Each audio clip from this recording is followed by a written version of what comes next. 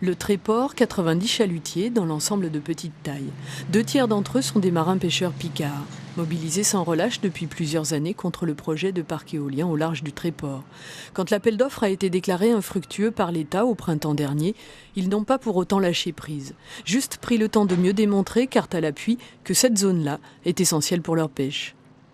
On s'aperçoit sans problème que la zone dite du Tréport est complètement couverte et travaillée, voire plus qu'ailleurs.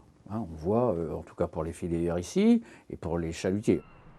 Pour ces pêcheurs, les zones couvertes sont larges. Depuis ce matin, certains bateaux vont chercher la coquille jusqu'en baie de Seine. D'autres remontent jusqu'à la baie de Canche pour la crevette.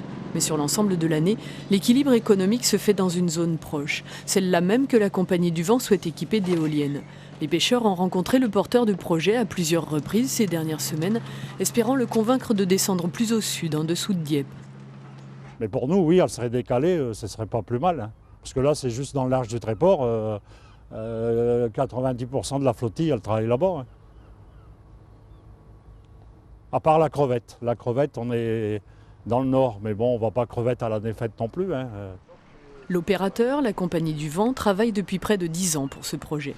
Contre un éventuel déplacement plus au sud de la zone, il avance un argument technique, une complication de raccordement au réseau électrique terrestre.